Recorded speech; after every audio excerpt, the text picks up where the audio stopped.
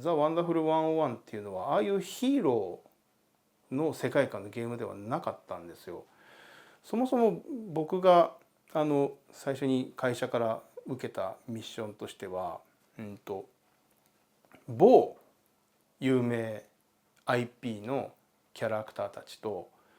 某有名 IP キャラクターたちがみんな登場する世界観のゲームを作ってくれっていうふうに言われたんですよ。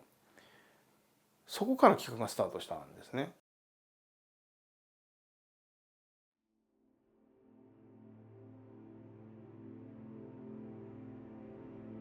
じゃあそのキャラクターたちが全部そこに一堂に会すゲームっていうのはどういうものがいいんだろうかっていうふうに考えて、でこういろんな作品のキャラクターが集まった、ゲームって言ったら一番有名なところで言ったらスマブラがありますよね。でスマブラはそれこそ任天堂から始まってその他のいろんなメーカーの有名なキャラクターたちが登場するんですけど、あれユーザーは好きなキャラクターを選んでそのキャラクターを使ってこう対戦ができるので、いろんなキャラクターが出てそれぞれのタイトルのそれぞれの作品のファンっていうのがみんなこう平等に楽しめる、僕は優れた仕組みだなと思うんですよね。で一つそういうスマブラっていう例がありますと。でもう一つは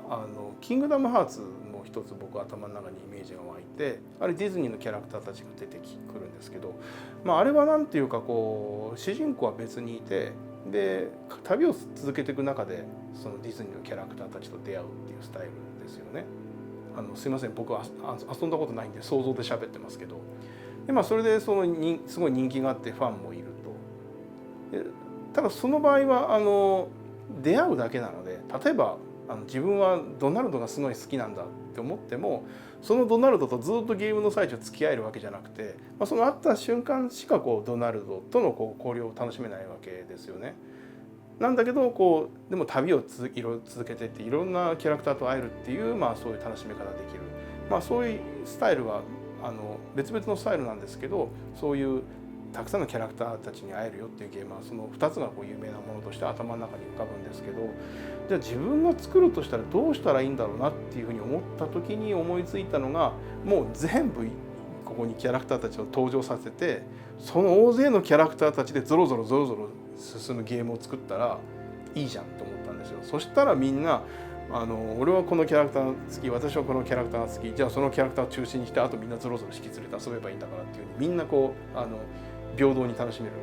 んですよ。でさらに大勢ゾロゾロいるんで、これがこう組み上がって巨大な手になってパンチしたりとか巨大な剣になって何か切るっていう、でその人数増えれば増えるほどより巨大なものが作れるっていうのもすごくそれってゲーム的だよねっていうふうに思って、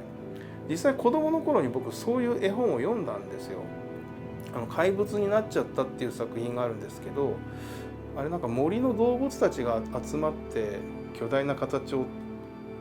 怪物になったらそのまま本当に巨大な怪物になっちゃったっていうような絵本なんですよ。あとこれは海外でもあるのかな、スイミーっていう作品があって、これも日本の教科書なんかに載ってるんですけど、その海に泳いでる小さい魚たちがいつもその大きい魚が襲ってくるのに怯えていて、である日その魚たちの群れの中に一人だけ色が違うちっちゃい魚がいるんですよ。それがそのスイミーっていうこの物語の主人公で彼がみんなで魚の形、大きい魚の形を作ろうと。で色が違う自分が目の部分になるからって言って、スイミーが目の部分になって大きい魚の形を作って襲ってきた別の魚をこう撃退するっていう、それもそういうお話なんですけど、そういうちっちゃいのが集まって何か別の形を作るっていうのはそういうなんか子供のなんか絵本なんかでもこう経験があったんで、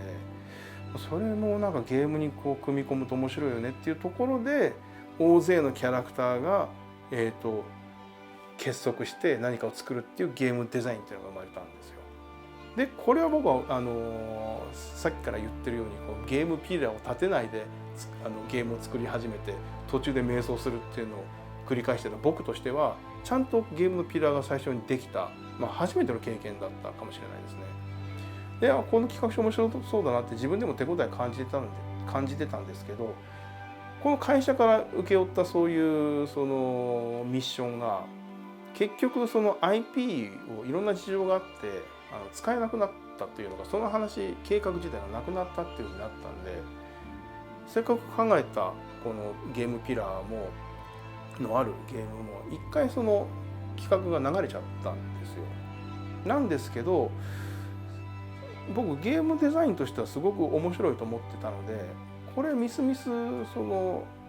この計画がなくなっちゃったからっていうんでそのお蔵入りにするのはもったいないなと思ったんで、それを完全に新規の自分が考えたでその自分が好きで自分が得意とするヒーローの世界観に置き換えて100人のヒーローたちが組み合わさって、より巨大なその攻撃手段を作って敵と戦うっていうものに置き換えた、それがその「ザ・ワンダフル101」の始まりというのが成り立ちですね。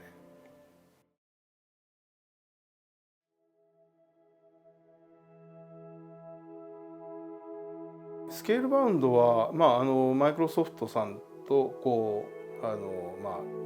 タッグを組んで期待していただいて、それに応えなければいけないプロジェクトだったと思うんですよね。マイクロソフトさんと組むっていうことで、プラットフォームはXBOX の最新鋭機だということで、また僕はそこでハイエンドのタイトルを作りたいなと思ったんですよね。もうより、また写実表現に戻ってでそれっていうのは、自分が作りたいっていうのもあったんですけど、そのプラチナゲームズとしてもその表現能力を高めていく近代的なゲーム作りっていうのに、を磨いていくっていうことでも僕は必要なミッションだと思ったので、まずそういう世界観のゲームを作ろうっていうところから始まり、で僕そのファンタジーの世界っていうのが子供の頃から大好きで、その剣と魔法ドラゴンっていう世界がもうずっと好きだったんですよね。子供の頃はこれ、海外の方あんまり馴染みないかもしれないですけど、ソーサリアンであるとかハイドライトであるとかいうその、クラシックな PC の時代のそのファンタジーのゲームっていうのを僕ずっと遊んでましたし大好きで、いつかそういうものを題材にしたものを作りたいと思っていて、それでその、青年とドラゴンが一緒になって戦うっていう世界観のゲームを構想したんですよ。ただそのプラチナゲームズにとってもちょっとチャレンジが大きい、作品で使い慣れない、環境っていうのか、その既存のアンリアルっていうエンジンを使ったその開発であるとか、それからまだ我々がノウハウを持ってなかったそのネットワークをベースに敷いたゲームデザインとそのゲームの構築であるとかいうそのプラチナゲームズとしてもチャレンジして乗り越えていかなきゃいけないそのミッションっていうものがあまりにも大きかったというのか、我々もまだまだ未熟でその壁を越えられなかった結果、こういうことになってしまったのかなっていうふうに思いますね。そういうところに関して期待してくれていたユーザーに対しても申し訳ないとも思うんですけど、何よりそのビジネスパートナーとして信頼してくれたそのマイクロソフトのその期待に応えられなかったっていうのは、僕はそのクリエイターとしてもそのプラチナゲームズの会社の人間としても申し訳ないなとは思ってます。